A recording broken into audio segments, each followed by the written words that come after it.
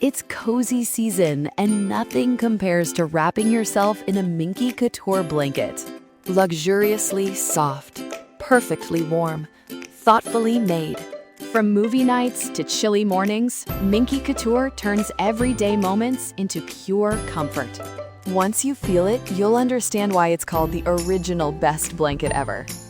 Visit minkycouture.com or a store near you and make this cozy season your softest one yet. Robots Radio. Games, lore, stories, community. Just press play.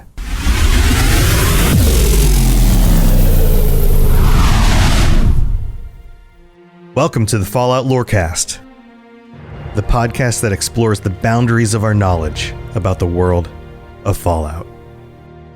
Wastelanders and Vault Dwellers, welcome back to the Fallout Lorecast. We're changing things up because we're just a few weeks away from Season 2 of the Fallout TV show, and I thought it would be the perfect time to go back through Season 1 and do a rewatch. And I brought with me my good buddy, who I'm starting a new show with. We're gonna tease that a little bit of that's going on too. But also, maybe not a super secret fan of Fallout 1 and Fallout 2. One of the biggest fans that I know of those first two games, John from the 40K Lorecast. John, thank you for hanging out and talking Fallout with me. Thanks for having me on there. I mean, I cannot express people how much I've played Fallout over the years. And yeah, starting back in the late 90s. Actually, was it mid 90s? Oh, God. Late 97? Fallout 1, I think? 97? Yes, somewhere in that realm. Ooh. Yeah, but we've been doing similar conversations like that. Like, what year was that? Because we're launching a show. It'll be out in a few weeks called Retro Recall, and I'll remind you about it in the future when it's officially out. It's going to be a video first, but also audio kind of show where we discuss our favorite games from the past, see if they still hold up, and some other fun and wacky things. But let's move on and talk about Fallout, because you and I have just rewatched at least the first 4 episodes in prepping for this. And here's how the format's going to go. I'm going to take us scene by scene through the show, and I'm going to point out some things that I noticed, and you're going to point out some things that you noticed. And what I just want to set expectations here, because when the season originally came out, we got a whole bunch of episodes real fast, and I didn't do a breakdown every episode one at a time kind of thing. There are 100 videos on YouTube that are going to give you every single little detail about every little piece of lore and all of that. This is something else. This is I haven't seen it since it came out. John hasn't seen it since it came out. We're just a few weeks away from Season 2, and I want to both remind myself, but also see how it feels now to watch it again, and if I have any other observations or things that I would add. Because the thing is, when you watch a show like this, like Fallout, where this has eaten up my life, I know this show, I know this lore, I love this concept more than most things in gaming.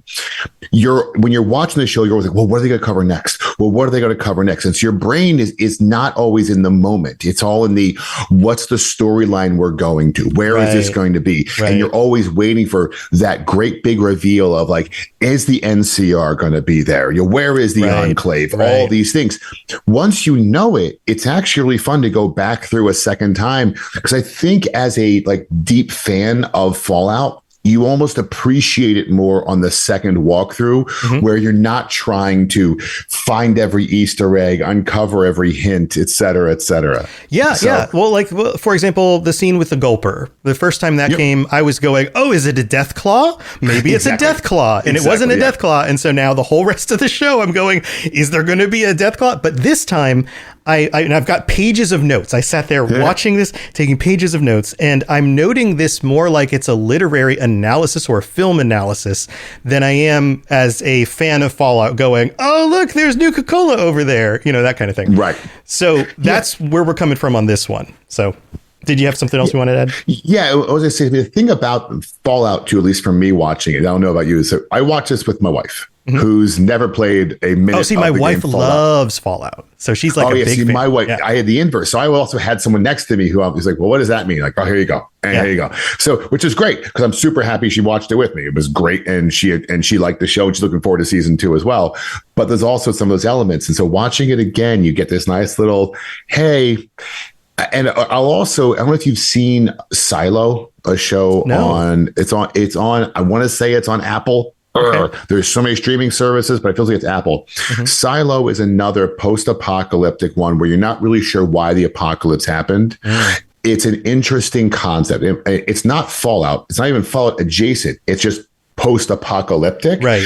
And having seen that and then rewatching this also triggered some things because they're also in pseudo vaults. They're in silos. There's a whole bunch of like things to it. Right. Good show, by the way. Similarities, but different, right? Yeah, but it is that same like post-apocalyptic bit, and it's kind of like watching this again. Everything's kind of starts triggering your brain.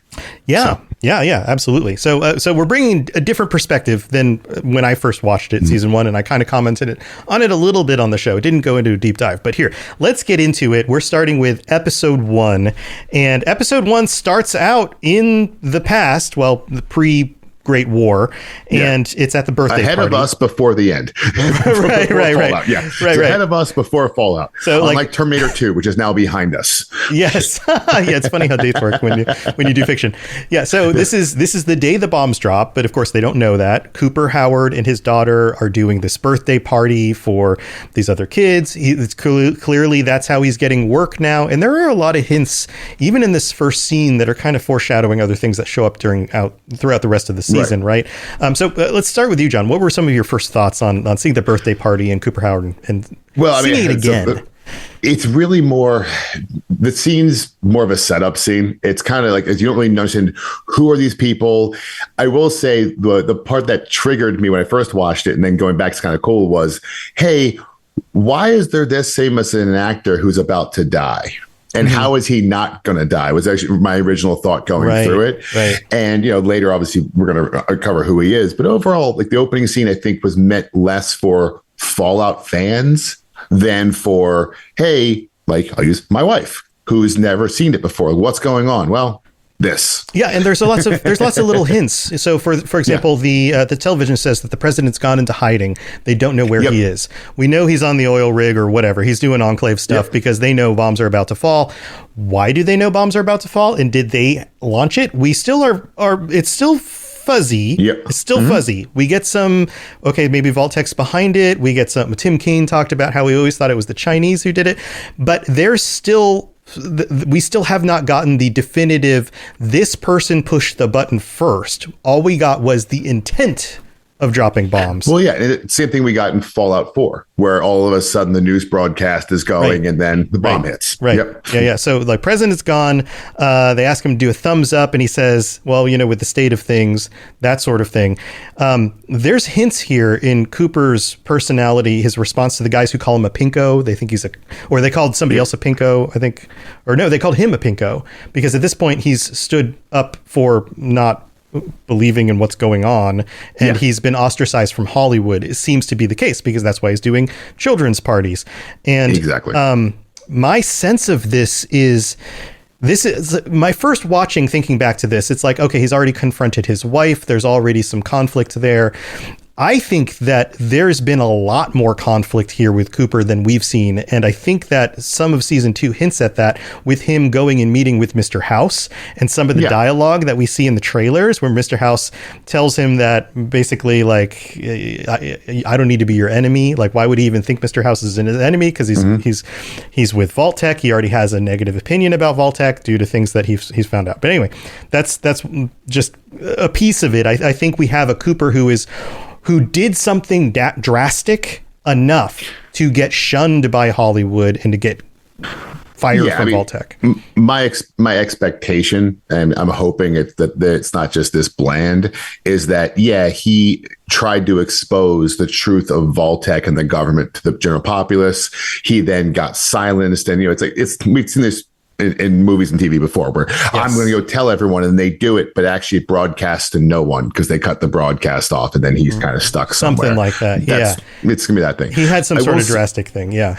Yeah. I will say the part in the first episode that I liked the most was, it's a messed up one, is when the house they're in has a fallout shelter and they start fighting people off so you can't get in there. Right. Okay. So this plays into what I think is the primary theme of the show, and it plays into some things that I've talked about in episodes before. And it's this show is creating a very strong juxtaposition between, and you hear it in some of the other episodes, the things that Lucy grows up with in the vault, the golden rule and all of that, the being good to people because it's the right thing to do. And it just juxtaposes that with the things people have to do to survive in the wasteland. And the question here is there any real value in being moral for the sake of being good? Or should we all just be selfish and think for ourselves and look out for ourselves only, which is what happens in many of these different scenarios. You have when the bomb goes off and the guy punches his buddy and tells him he can't come in his vault. You have, and I'm going to point this out as we get through some of these other episodes, but there's constantly a tension between what is the right answer. And I think the show is subtly taking us to a place where it goes both and neither at the same time. It depends on the situation. That's Fallout, though. I mean, that's Fallout 2 and Fallout New Vegas. And I think this is something a lot of people get wrong on the internet, because they'll say something like, well, according to Fallout, if you live in the wasteland, well, you should always just look out for yourself because that's always the better choice.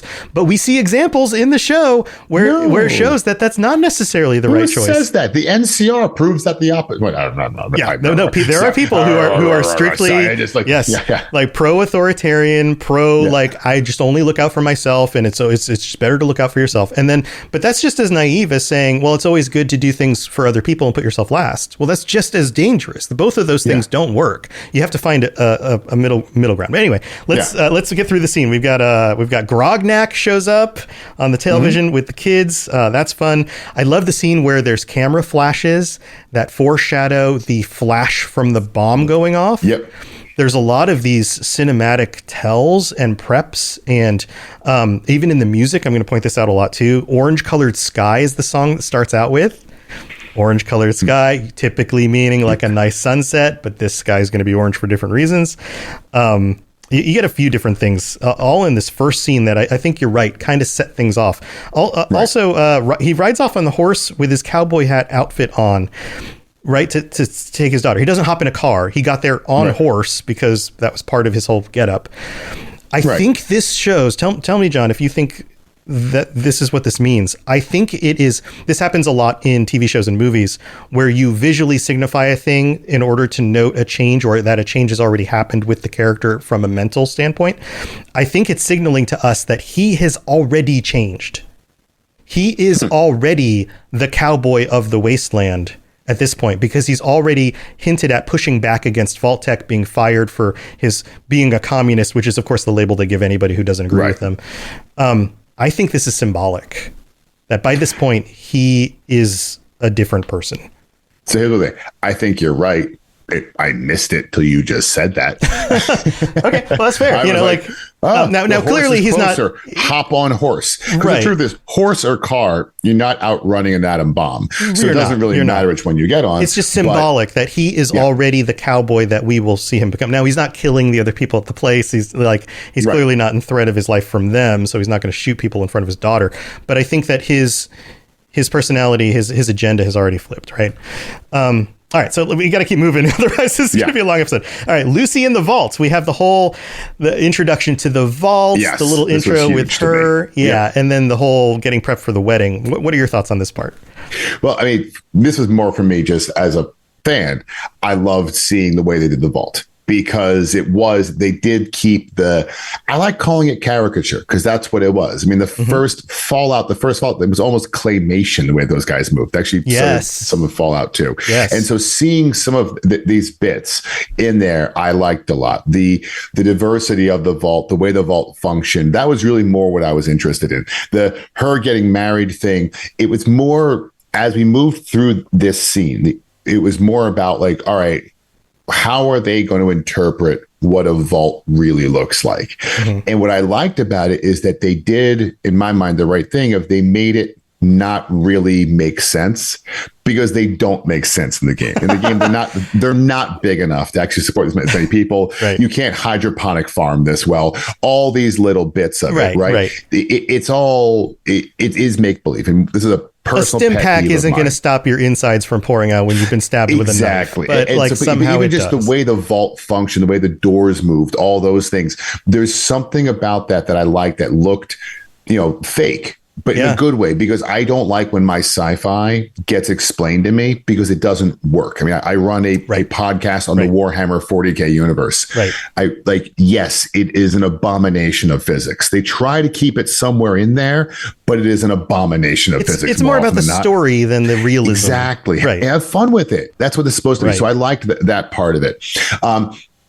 But I also thought Lucy, I liked the naivety of her. That was also a really nice thing, because that's also a key thing in all the vaults, has always been, especially in the earlier games, but even into the later games, that the vault dwellers are, kind of, for lack of, it's Fallout 3. I think they're my Fallout games. So it's Fallout 3 when you're in the vault, the first one you grow up outside with your dad and 101. Yeah.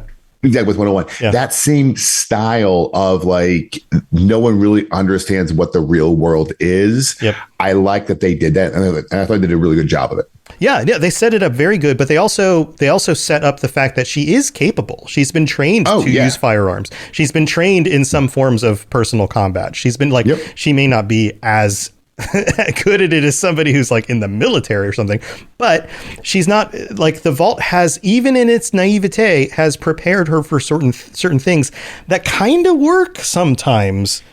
Yeah, but you're right, because that scene where after she fights off her I guess still husband at this point. Yeah, I guess. She fights him off. She obviously does know how to fight, and because she has been trained in combat, she knows how to heal her own wound, all these things. And that's, again, it's a nice homage back into the game to me, of because this is where it was, because Fallout 1, you are a vault dweller. Fallout 3, Fallout 4, you are, Fallout 4 is a little weirder, but Fallout 1 and 3, you are raised in the vault, a vault dweller who now goes out of the world, and in one case has to kill a bunch of rats, in the other case has to kill a bunch of rad scorpions. Yeah, sure. But that's step one, and some cockroaches. Get out of the vault, fight some little critters of some sort.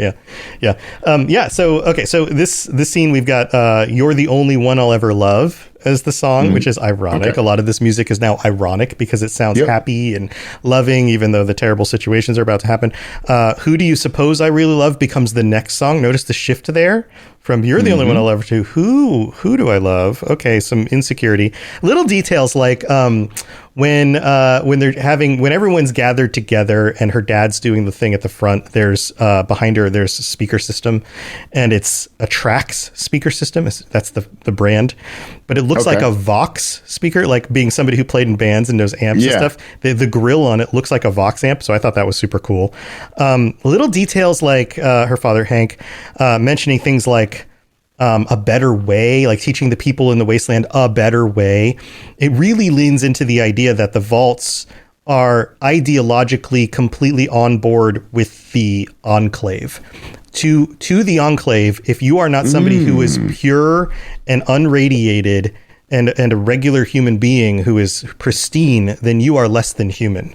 And there are little hints that the language that the vault has used makes them think that they are the saviors of the wasteland for those poor wasteland people out there who are kind of not really even people. Yeah, it's interesting. I'm interested to see how the show goes with Enclave Vault relationship.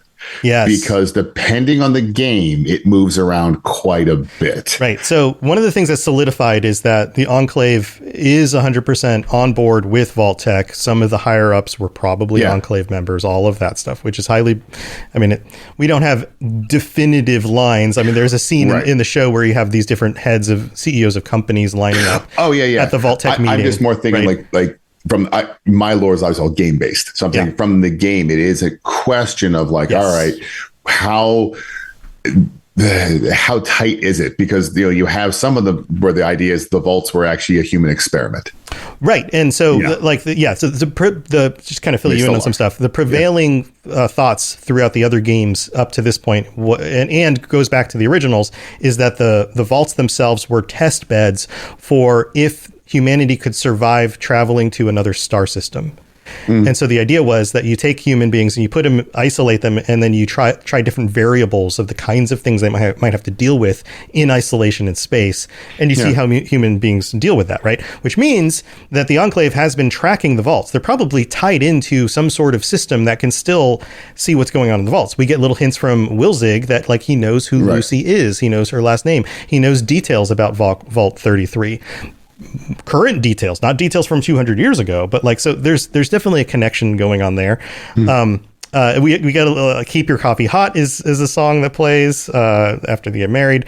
Then the Raider situation, she heals herself up with a stim pack. There's a slight little music change when she picks up the tranquilizer gun. Yes. That feels a little bit like, oh, it's one of those video game moments of like you're getting your first weapon, which I thought was cool. Also, there's a theme that plays out with the weapons that she uses. She traditionally, for the first few episodes, she uses a tranquilizer gun, but she doesn't wield deadly weaponry until episode 4, where we see a significant change in her. Yeah. So like that sets us up to like she's defending herself, but doing it in a non-lethal sort of way. We get then the fire, the explosion that the tape that runs the background view of the sunset. Like catches fire. Yeah. Just like everything else is going to hell. We just saw the world blow up. Now their world is exploding with all sorts of fun little stuff like that. But then this all comes to a head with Moldaver, who says, like basically sets Hank up. Right. And he's like, okay, you can give me Lucy and I'll let these people go or I'm going to kill everybody. And he puts her in a room and closes the door, and then she takes him instead. And then there's a conversation there where she says, everyone knows who I am, which is so ominous, right? And then we come to find out that plays out a little bit more as the show goes on.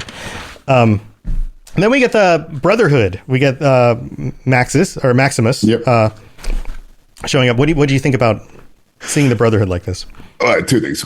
Unfortunately, the power armor did leave me a little disappointed. Visually, I was like, it looks wonky. But it looks a little plasticky, but that's why. For the most part, like even like the sound effects and stuff do really sell the like weight of it, though. That part. Yeah, the sound effects were there. The movement wasn't. And again, this is someone who spends a lot of his time dealing in and around power armor, not like literally, but just it's a lot of my day with the Warhammer. But I liked the way that they made the Brotherhood, though. What I liked was more the overall theme of being in the Brotherhood, in that it was like, again, to point to other post-apocalyptic styles, it was this idea that, we're grabbing dregs from the wasteland and we're going to turn them into men, for lack of a better phrase. They're kind of a little bit of, what is that Vietnam movie that I'm thinking of? That is with Private Pile. What is the name of that? It's not coming. Full Metal Jacket. Yeah. There you go. Full Metal Jacket. That's it. Yeah. Not Platoon, but like more of a Full Metal Jacket-esque style of we're going to get these guys there. And still just that, I like just kind of the overall idea, because they had to obviously set up Maximus as this character who's going to come from the bottom and then move his way up, really through enlightenment, for lack of a better phrase. Yeah. He's shown to be an idiot. He doesn't know what the computer parts are. He doesn't know, like, he doesn't even know how to fit in with the rest of the group. Like, he's just bumbling around. Yeah. But I liked even like when they go to clean the latrines. I liked this idea of they were, again, nice dichotomy. We come from inside the vault where things are pristine, things are nice, things are good. Right. And we go outside the vault. We're not even in wasteland bad yet. We are in the Brotherhood. So those who know it, like the Brotherhood's in they've got most food. Of the games, they've got food. They have food. They've got all the weaponry. Like you usually, when you get enough, bottle caps, you go and you trade with the Brotherhood, because that's where you get good stuff from, right? And so they're even struggling at this point. Now, again, there's a backstory to that, obviously, from some of the earlier parts of the game, but I did like that piece, that it really was, to me, it's like this first episode, I took it more as less as a Fallout fan, my interpretation, and took it more as okay, if I don't know what Fallout is this telling the story in a way that I would want to explain to somebody? And I thought, like, the Brotherhood, I liked that scene a lot for that. Yeah. I think it's good. They've got another song here that totally matches Maximus.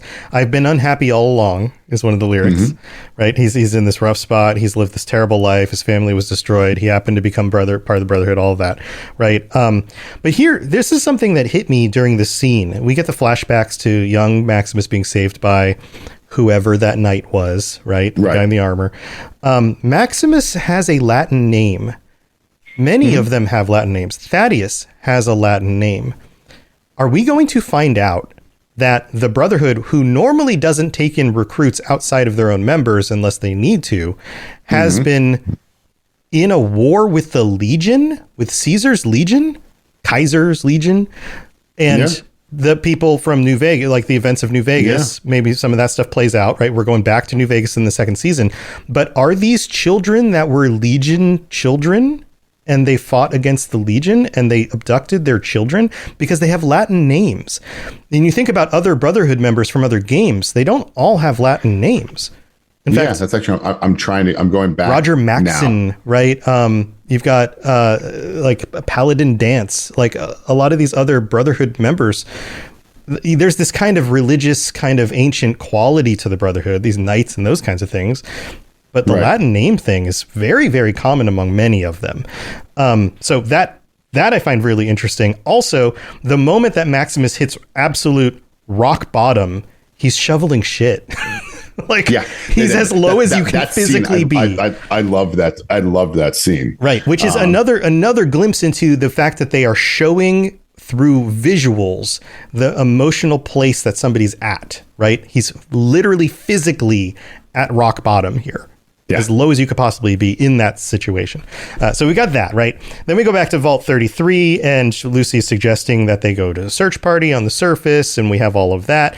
And clearly from that moment, it seems that not only is she going to look for her dad, she wants to find her dad, but I think that Moldaver's words of like, everybody knows me. The fact that they came from the surface has her really curious now, and it again plays into, like you noted with Maximus and the Brotherhood, that things are really stark and they're desperate for finding meaning and finding wrangling on top of each other to get better ranks and those kinds of things. But neither situation, whether it's in the vault or in the Brotherhood or in the Wasteland, is good for most people. Most people hate where they are. Even when they have plenty of food, even when they, well, that's always been a great theme in Fallout. It's like everyone. I mean, I'll go to Fallout 3. Everyone wants to go outside.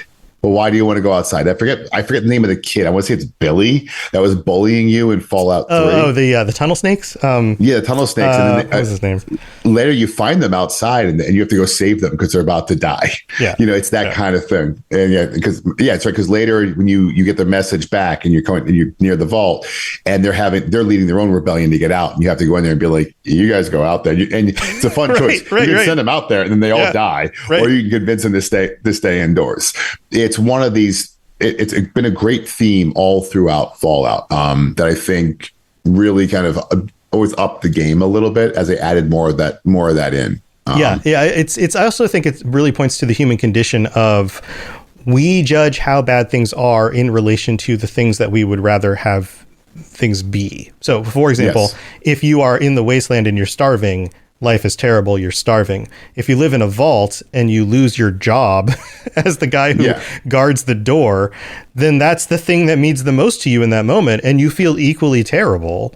Now, one of those is a more dire situation for your own survival, but they both feel like they really suck in the moment because that's the thing you're worried about.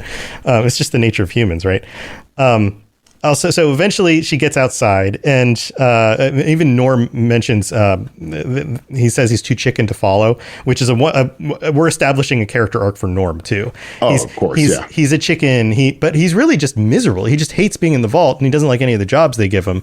But as soon as you give him a project, he's all in it, and he's not scared at all. He's the complete opposite of what he thinks he is. He just hasn't realized it yet. But then she goes outside, and you see like the dead bodies that are kind of like frozen there, not frozen as in like ice, but like have been turned into just dirt and piles of human shapes, kind of like Pompeii. I thought that was really cool.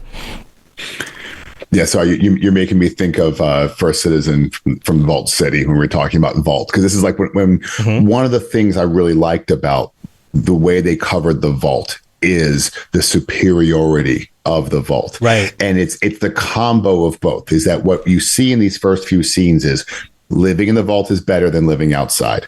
But you also know there's an undercurrent of problem. Yeah. That also that it's more passive aggressive. It's like, well, is it Potomkin Village? Potomsky? One of those. Whatever that is. But it's that style of, on the outside, it looks great, but it's not. Right. And so that's what you get. And so she goes out into the wasteland, and it's worse than inside the Vault. And then that becomes the kind of the concept of the entire show. Yeah. So that's good. We go back to the Brotherhood. We get this, Maximus is being grilled. Because his friend has razor blades in his boot and now cannot serve as a squire. Right. So there's that whole issue. He gets asked, why did he join the Brotherhood? To hurt the people who hurt me, is his initial response. Yeah. And we're again getting set up for a character arc. Like he's going to move from that to something else. Are you weak? I don't want to be, like these kinds of things. We also, and this is what I think is really interesting. There's this little mention of like doing things for what the Brotherhood wants for Eden or whatever. Mm-hmm. And I think that this Project Eden, whatever this Eden thing is not so much a Brotherhood overarching thing as it is the pet project of this specific elder. It's time for that spring reset. I'm taking a look at everything in my closet and figuring out that, oh no, this absolutely needs to go. And it's about time I replace things so that my clothes aren't older than my 15-year-old. Now you might think that they lasted that long because they were well made, but no, they're in terrible condition. Unlike the new jeans I just got from Quince. Jeans have always been my personal go-to because you can kind of wear them for lots of different things, but maybe they're not your thing. Maybe you're looking for, 100% European linen with insanely soft flow knit activewear fabric. It's definitely getting warmer, and their flow knit activewear is moisture wicking, anti-odor, and soft enough that you'll actually want to wear it every day. So pick out what you want. You can't go wrong because they have prices 50 to 60% less than similar brands. And like I said before, they are high quality. I continue to wear their clothes all the time, and I know that these new jeans are going to last me a lot better than the other things in my wardrobe. And on top of it, they look great. They're so comfortable. And I spent just as much on the jeans that I am now cleaning out of my wardrobe. So if you're looking for something better, just all around better, go check out Quince. So go do it right now. Refresh your wardrobe with Quince. Go to quince.com/falloutlore for free shipping and 365-day returns. Now available in Canada too. Go to quince.com/falloutlore for free shipping and 365-day returns. Quince.com/falloutlore. It's cozy season, and nothing compares to wrapping yourself in a Minky Couture blanket. Luxuriously soft, perfectly warm, thoughtfully made. From movie nights to chilly mornings, Minky Couture turns everyday moments into pure comfort. Once you feel it, you'll understand why it's called the original best blanket ever. Visit minkycouture.com or a store near you and make this cozy season your softest one yet. I think he's playing to what this elder has taught him, which is specific to this faction of the Brotherhood, and is going to be in conflict with other Brotherhood groups. And we've seen in some of the trailers for season 2 that it looks like the Brotherhood might be fighting itself at some point in season 2, which wouldn't be ridiculous because different groups of Brotherhood have different ideas about the way they go about doing things. So, see, I'm thinking when I hear Project Eden, I just go Gek. Yeah, every time but I go Gek. So it's a Gek thing, but that's not always what the Brotherhood is most interested in that moment. Oh yeah, no, that's fair. My thought is that this faction specifically has some sense of like where a Gek is, how they can further Project Eden, and that has become part of maybe that's why they've been in conflict with the Legion. I'm trying to put together the pieces of these little hints that show up that tell us more about what's actually going on than we've discovered yet. And I think there might be something there. So either Project Eden is a big thing down from the top and everybody's on board with that, but I get the sense that this faction of the Brotherhood and these specific leaders are not 100% on board with everything else that's going on with the Brotherhood. That they like Maximus and everyone else in this scenario is more about what's in it for them than they are what's in it for the group as a whole. Well, I mean, I think there's always been that thing in the Brotherhood of like, if you can go and get the biggest technology, then you get to be the biggest player in the Brotherhood. Right. That is what they are truly about. Right. Because again, everything in Fallout is selfish to a point. I think people, as you were discussing, people misinterpret this a little bit, where we become almost too selfish, like it's the always best thing to do. Yeah, but it's because you do have, I mean, most of Fallout is settlements. The vast majority of the time in Fallout is settlement. You play an individual character who brings other settlements together and connects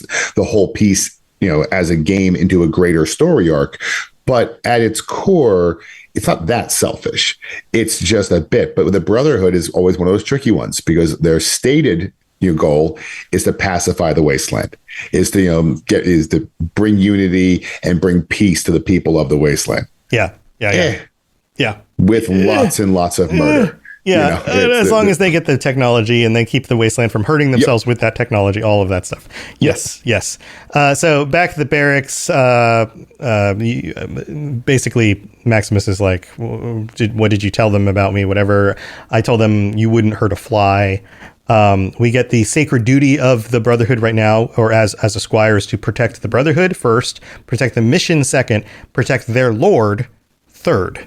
Yep. So Brotherhood first, mission second, Lord third. We see that isn't always the case with many of the members of the Brotherhood. Yes. They don't put the priorities in that order, which I thought was interesting. He gets branded with the T for Titus because he's Titus's squire. Then we get the scene at the end of episode 1 with I would just call them the cowboys who are coming. They're bounty hunters or whatever. And they wake up the ghoul, who is sleeping and has these little IV bags stuck to him so he won't ghoulify, probably with whatever's in those vials. And we have that kind of situation, the whole chicken thing and all of that. So that was funny. Yeah. So what do you think about the first showing of Cooper as a ghoul? Like, it kind of bookends the episode, right? We get Cooper at the beginning. Cooper at the end. Again, this is more as a Fallout fan. Yeah. It was odd for me because I'm like, it's a ghoul. Like there's a couple times you have a ghoul companion in the game. What's his nuts at Black Hawk Radio. You're going to get a few times through the games that you get this. But I remember my thought was kind of like, all right, why is he here? Right? Effectively, it's like, but okay, let's see what happens with this. And I like, they did a great job, and I love where it ends up. My first reaction was, okay, it's a ghoul. Yeah, but he ends up being more than just a ghoul, right? Oh, and there's a lot more that comes from it, right? But I'm just my honest reaction, and it's funny. And I'm trying to in my second watch through to keep some of those initial bits there, where it's like, okay, I see this character in the beginning of the show who's a famous actor, so I know he's not going to die in the first 5 minutes. I mean, he could. It's funny. It's always funny when movies do that, but they usually don't. Yeah. And now we know he's a ghoul.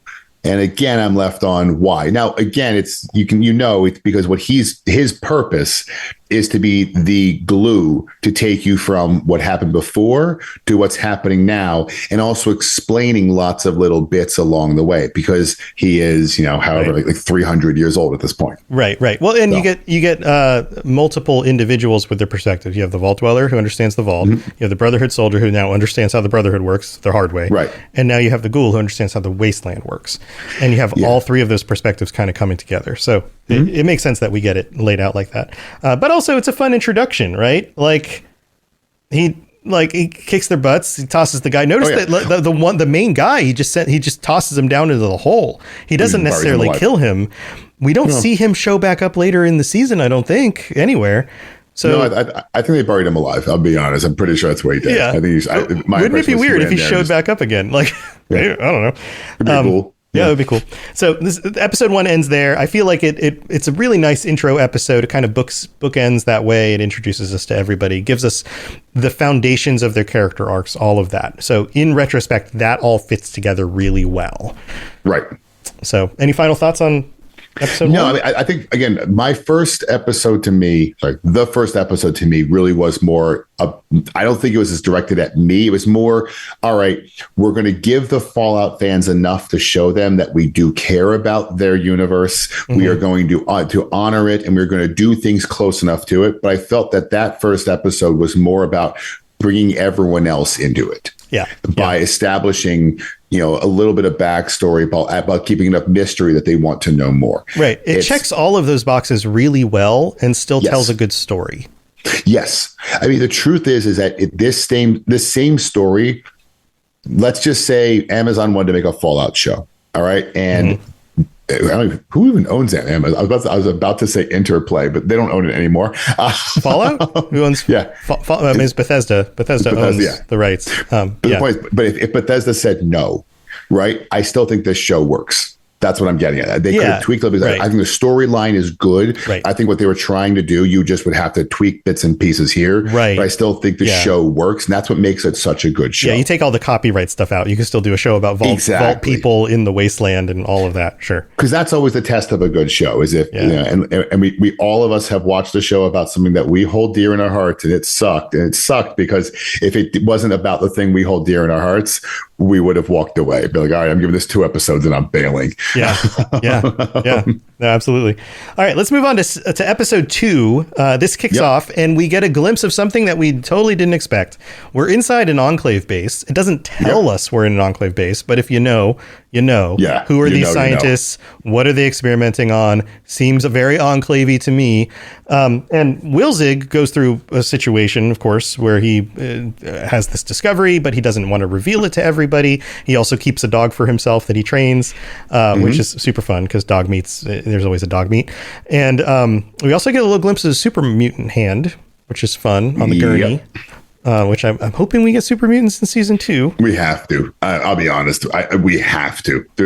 I think we'll all be super mutants and death claws. They're just things that we have to get. Well, they've shown the death claw in the trailers. Right. They've shown rad scorpions in the trailers.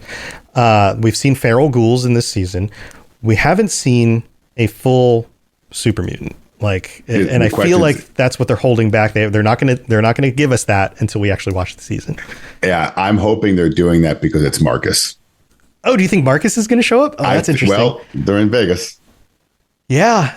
Okay. So, this is totally going to sidetrack me, but you could have there's a few different super mutants that you could pull into this. Okay, we're gonna have to do this. Maybe we'll do this later after season 2.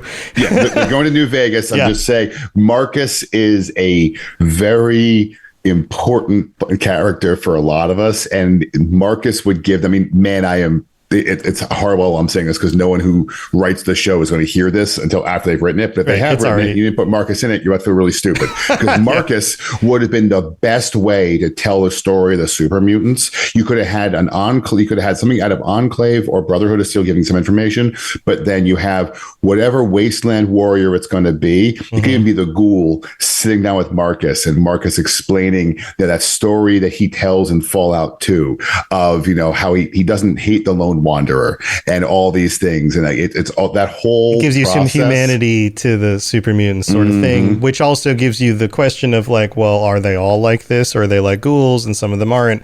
Guess what? Not all of them are like that. That's it. Yeah. So so that would be cool. We get little details in the Enclave base, like on the hatch in Wilzig's room. There's a 2076 is the number on the hatch. Yep. Which I thought that was cool. Also, the scene where Dogmeat protects him, the guy discovers what's going on. He's in his room, and then Dogmeat protects him, and then Wilzig gets blood on his hands, and that's why he has to leave. It's another showing you with literally he has blood on his hands. Literal blood on my hands. Yep. Even though he is not the guy that killed him, it was the dog who was protecting him, but he has now blood on his hands, so he has to run.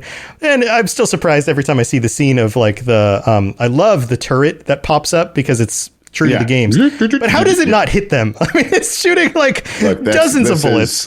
This is my favorite trope in all of sci-fi is that you can, no matter how far you go in the future, the ability to scan for things or aim just disappears. I'm going to sidetrack us really badly, but I have to. Terminator Resurrection, that's the one set in the future, has one of my favorite movie scenes of all time because they're sitting there and it's getting dark and someone says, we can't go out at night because the Terminators use infrared and they'll find us. And the next scene, they're sitting around a fire. Right, which would be a glaring bright light on their infrared. You just look at going like I remember I audibly groaned in the theater when I saw that. Like, come on! God. If you're going to use technology reasons, then make sure it makes sense at least. Exactly. Follow them for or at least give it 30 seconds, man. Come on. So we get the Enclave scene. Wilzig leaves.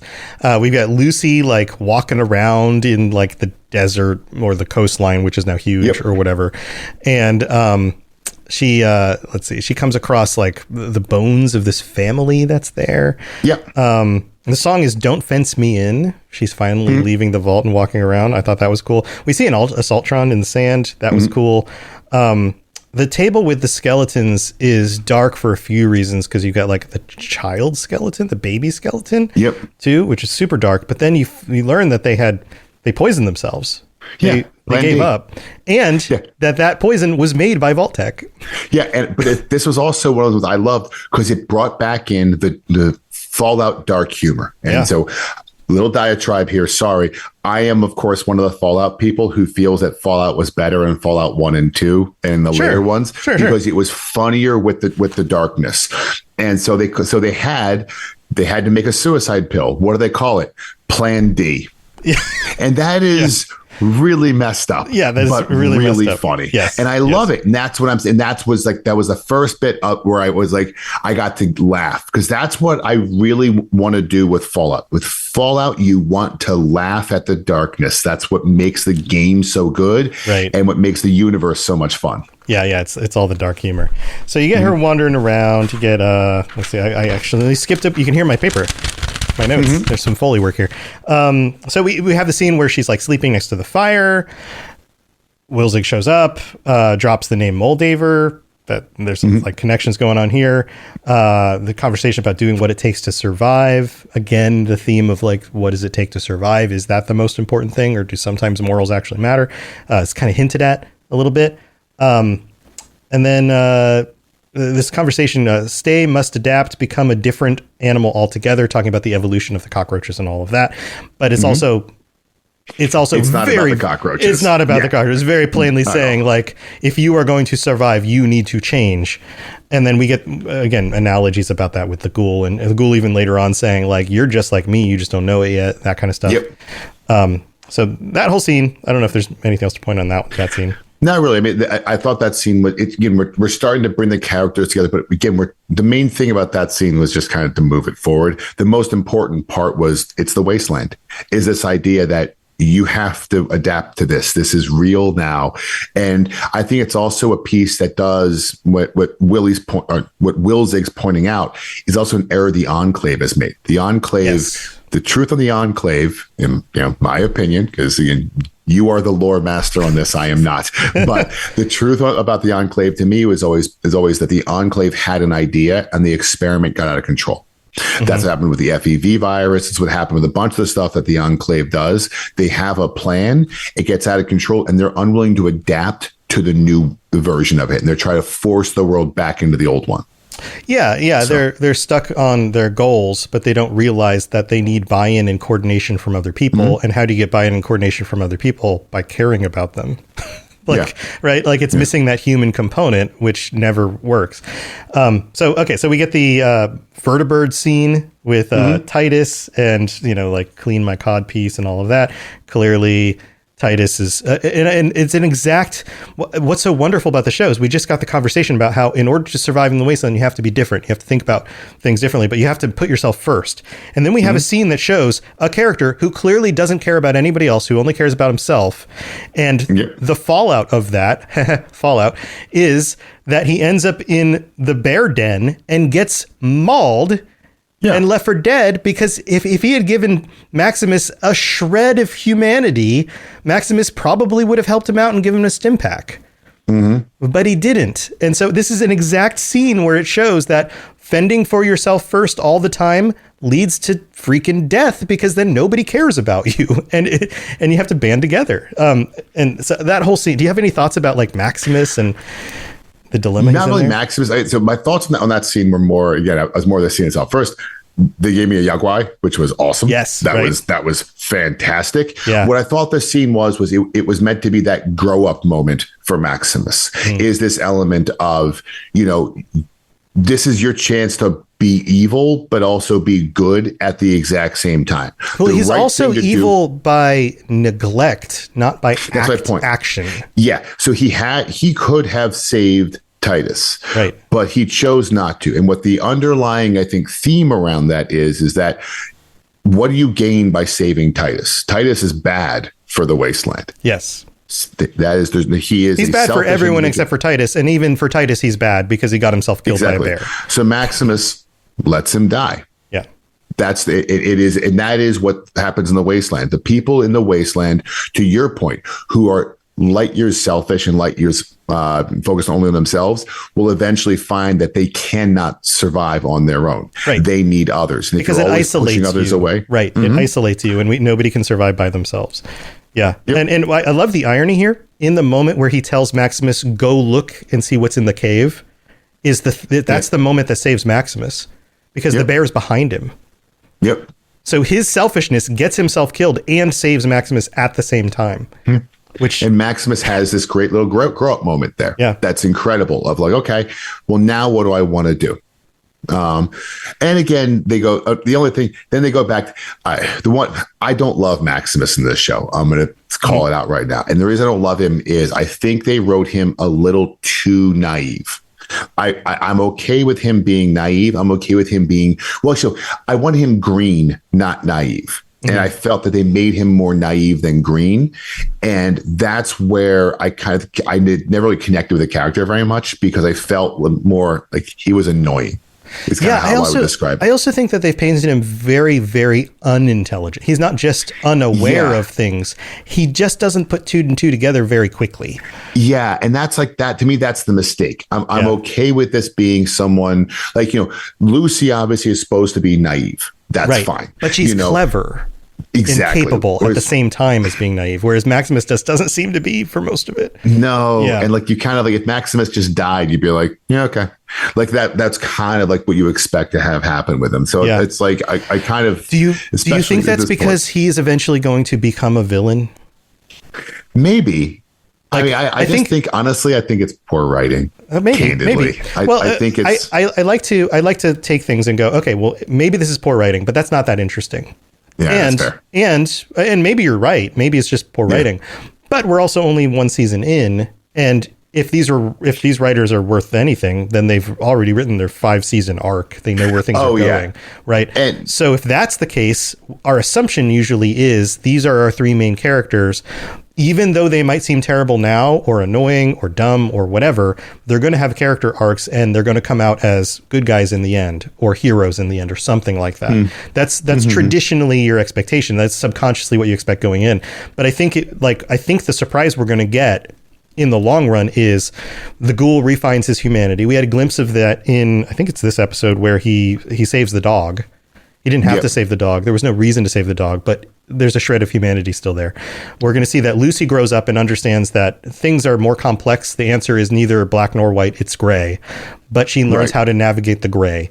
And then the other option is Maximus either becomes a good leader and gains wisdom and knowledge, and that's his arc, or he actually becomes a villain, because the whole system was against him from the beginning, and he was never able to put 2 and 2 together to figure out the better way to do things. Yeah, the way I see it is what they wrote in was effectively 3 lone wanderers. Yeah. Is what this was meant to be. One of them, in the case of the ghoul, has a very significant. He has a real purpose, and he has a goal. And whereas Lucy, what do you think his goal is? To destroy everyone who caused all this, because he's got a goal. This will be fun because we don't know yet. So I think his goal is to find his daughter. I think he thinks his daughter is still somewhere. She's still alive somewhere. He's hinted at that too. He's hinted at his daughter and his wife both may still be alive. Right. Well, I think he and his wife are separate. That's why he has his daughter with him at the party. Yeah, but he's still. I mean, that's the thing. He still cared about his wife. I could see that, but I think he's trying to hunt everybody down. That's what he's trying to do. Yeah, that might be part of it too. Yeah. I think Lucy is the one who's going to more like, again, I'm going to go individual games here, but she's going to be more like the New Vegas one, where she's going to end up in a situation where it's going to, a lot of the future of humanity is going to kind of go through her, the decisions she's going to make. Right. And I look at Maximus as almost the anarchist, the unintentional anarchist out of the group, not the I want to burn it down, but to your point, the unreliable one who's just going to kind of do stuff and sometimes will benefit, the other lone wanderers, the wild and card. Wild card, and other times will actually be a detriment to the other lone wanderers because of decisions he's going to make that are largely selfish. Yeah, well, I guess we're going to have to see. Like that's part of what's fun about the show is that we just don't know yet, right? We don't. Yeah. So it could go, and who knows? Maybe after the end of season 2, my perspective is going to change. Like I am totally open to, and this is something again I think most people should be open to, changing my opinion when presented with new evidence. Oh yeah, happy Amazing. to do it. I'm okay with being wrong. The only time I'll push back on this show is if they just decide to all of a sudden rip off Fallout 2 or New Vegas and just take a new route with it. Like, hey, no. I don't think the writers don't you touch my baby like that. No. They're gonna. I mean, they're obviously talking about New Vegas stuff. They're taking the New Vegas story a little bit further in season 2 because it's in the location. But I'm pretty sure that like for this being its own story, it's all planned out and connected already. Oh, of course. And they're not going to just be like, oh, well, now you get to be the same character as this guy in this game for this episode, that kind of thing. All right, well, we got to get through this. So there's the whole cave thing. Lucy, we go back to Lucy, and let's see, where is she? I'm going to scrub through the visuals here. Oh, the town is Philly. Yeah, she's on her way to Philly. She sees like the poor guy. Did you notice the poor guy who's like, you can just stay with me? He walks slumped over like the poor people from like Fallout 1 or Fallout 2. Yes. He's kind of hunched. I'm pretty sure he just got that from the game and he's like, oh, I'm going to walk like those guys. The actor did. I thought that was pretty cool. Then we end up with, she goes into Philly. She talks to the lady. There's all these baubles and like all sorts of fun things in her shop that are callbacks to things you see in the games. It's your first glimpse at bottle caps. Yes, bottle caps. It is everything in it. Some of the weaponry on the wall. You're right. I mean, this is one of those little like, I don't like using that term Easter egg. It's not that well hidden. This is more just those little like, all right, let's make sure we're feeding the Fallout fans. Yeah, the fan favorite stuff. Yeah. Even the way Philly was set up reminded me, and I've forgotten the name of the town. When you come out of Fallout 3, when you come out of the vault, is it Scrap Town? Megaton. You're right. It gave me obviously it was lacking an atom bomb in the middle of it, but it did give you a little bit of that more Megaton like shanty town style of they built this town, right, as opposed to some of the stuff we get in some of the other games. Yeah. So by episode 2, we're fully immersed in this is how Wastelanders live. We can see that everyone's just again only worried about themselves. Nobody gives each other much time at all. There's no trust. Everyone just kind of coexists together, right? And then you have the big fight, right? Wilzig is there, the ghoul's there looking for him, and then there's the big fight. He gets his leg blown off. Then you have Maximus shows up in the power armor. And one of the things about this scene that I thought was interesting is that the ghoul stands toe-to-toe with Maximus in his power armor for 2 reasons. One, Maximus doesn't know how to use the power armor yet. That's a big piece of it. He's just flailing. And the ghoul even says something like, maybe read the manual, which is funny because do the manuals even exist anymore? Probably not. But also... Cooper mentions that he served in the military. He's familiar with the power. He probably even used power armor, if not served next to people. I think he even mentions it later that he did use it at some point. Yeah. And so he understands like its vulnerabilities. He also understands what it looks like when a green new recruit tries on power armor for the first time and can't seem to be able to fight you very well. So that plays out really well, in my opinion, of they kind of stand toe to toe. It's a little cartoony, but But the cartoony thing also did have, but again, as we said, discussed, I am a Fallout 1, 2, even tactics player is where I put the most of my time in the games, right?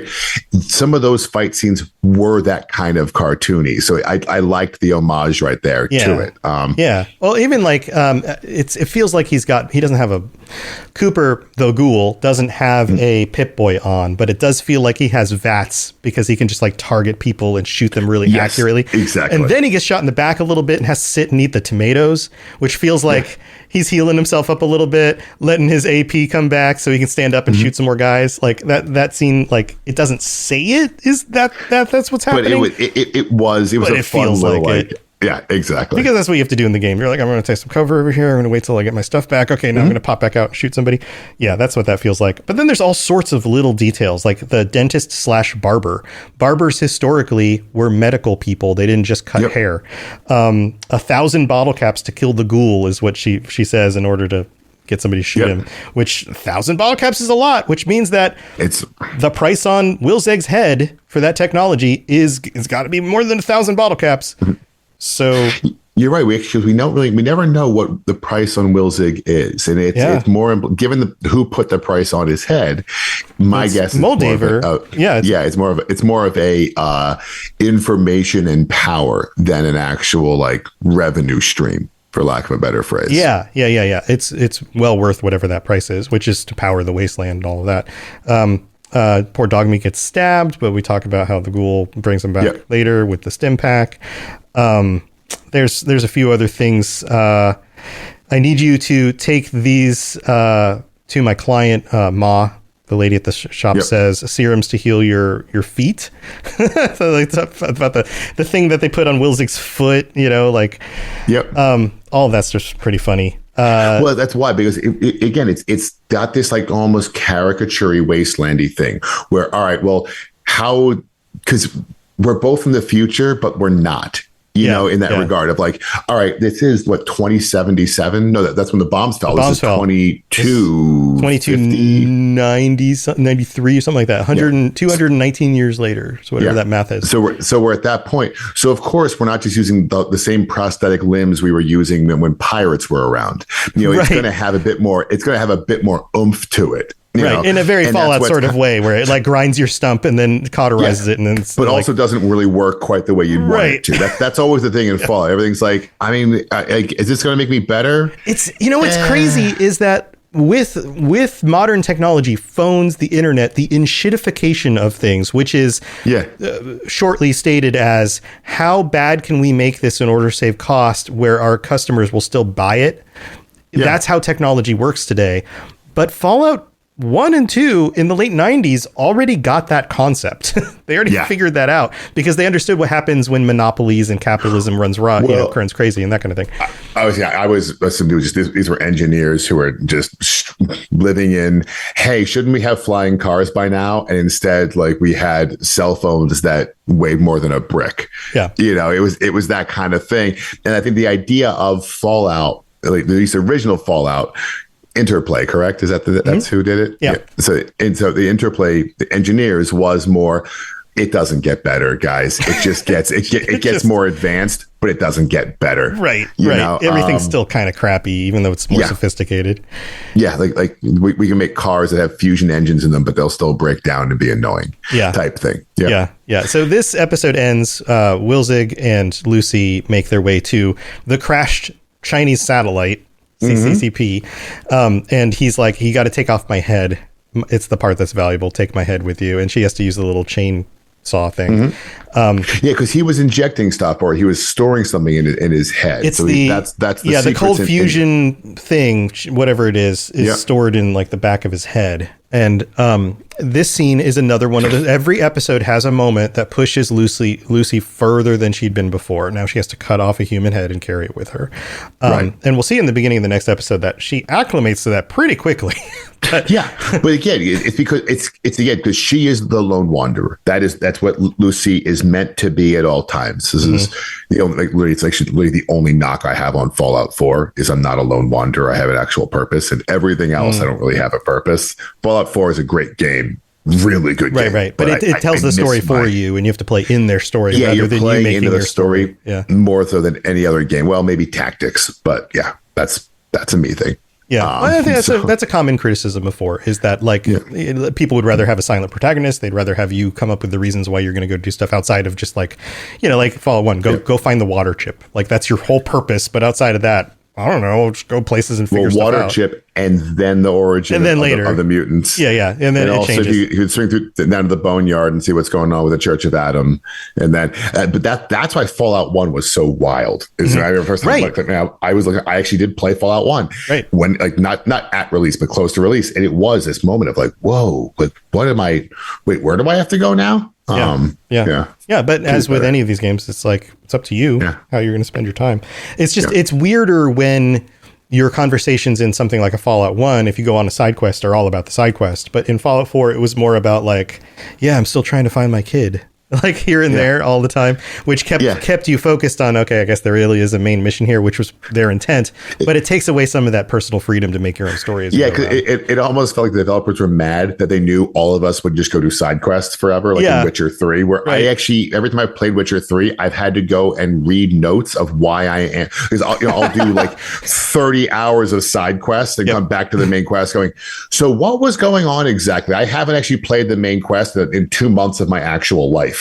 Yeah. So where are we? Right. Right. Yeah. No, that's a whole RPG thing. But you can only spend so many hours in Gwent. Right. So we got to wrap up this episode because we got two more episodes to talk about on the next episode of this show. But how do you feel about episode 2 kind of wrapping up the way it did? I like episode 2. The character arcs are now beginning. Episode 1 was what's going on. Episode 2 is character arc, and we're getting a first little hint at what the storyline's going to be. We now know, all right, there's something in this guy's head, and we know that Lucy is going to be getting chased by the ghoul in order for this thing to get there. So we know those two are there. What I do like is that we didn't realize how much other stuff was still going on. This is where I think, as with all shows, it's an 8-episode series, or season, whatever you want to call it.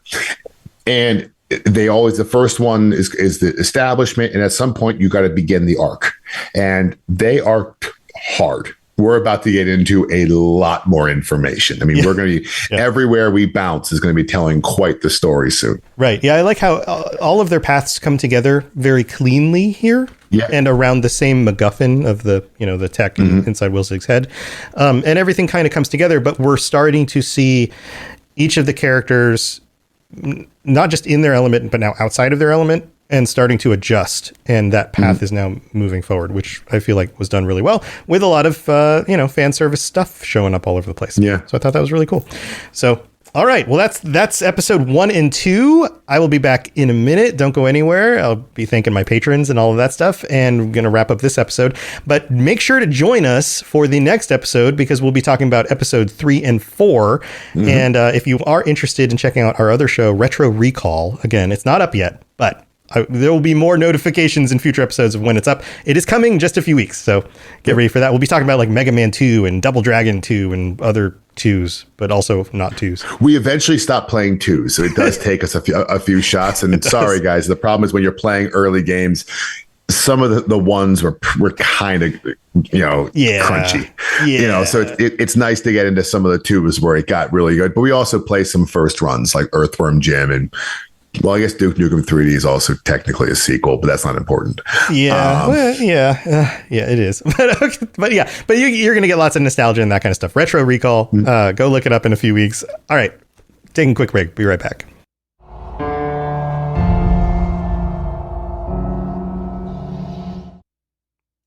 I hope you enjoyed the episode. We will be covering episodes 3 and 4 of the Fallout Season 1 in the next episode of the show, and we'll get through eventually all the episodes before the next season launches, so that's exciting. Also, thank you so much for everybody who supports the show. Welcome to Jeb B, who signed up on the Patreon, patreon.com/Fallout Lorecast. Check out everything on there. You get ad-free episodes. You can join us for our patron chats. I'm sure we're going to be discussing the TV show, so if you want to be a part of that, don't be shy. Come join us. We'd love for new people to come join and be part of that conversation. Also, thank you to our current Sentry bot, Dusty Ray. And we've got a new review. This one is from Vuel on Apple Podcasts. If you live in the US, you can leave a 5-star review with a actual bunch of words in there, and I'll read them out on a future episode like I usually do. It says, "Thank you for the lore. I've been listening to this podcast for a while now and have wanted to learn more about the lore of Fallout, and I stumbled across this podcast. Let us traverse the wasteland in style with robots through the wasteland as our narrator. He does such a wonderful job of giving us a sense of understanding the wastelands more. Keep up the good work." And sorry, I can't read very well, but thank you so much for taking the time to do that, Vuel. I hope I pronounced the name correctly. And thank you everybody for tuning in. I can't wait for you to check out the next episode of this. Also, Retro Recall launching on the 19th as of the plan right now, November 19th. So go check that out as well. When that comes up, I'll be posting links and stuff everywhere, so you'll be able to find it. So thanks everybody for the support. Looking forward to the next episode. Stay safe in the wasteland, and I'll see you next time. To plug into everything else we're doing, check out robotsradio.net. Reach out to me on Twitter at robots_radio. Check out the Robots Radio Rocket Club, where you can join me and a bunch of our other creators creating your podcast, starting a new podcast, or helping your current podcast grow. There's more information about that on robotsradio.net as well. And you can always talk with us and the entire community, over 2,000 people on the Robots Radio Discord. Come join us. We'd love to chat with you. See you guys next time.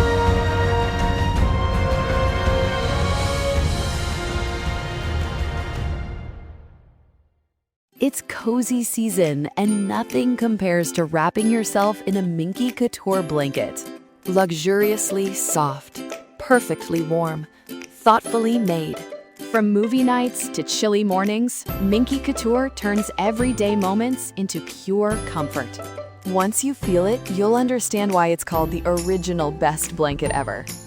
Visit minkycouture.com or a store near you and make this cozy season your softest one yet.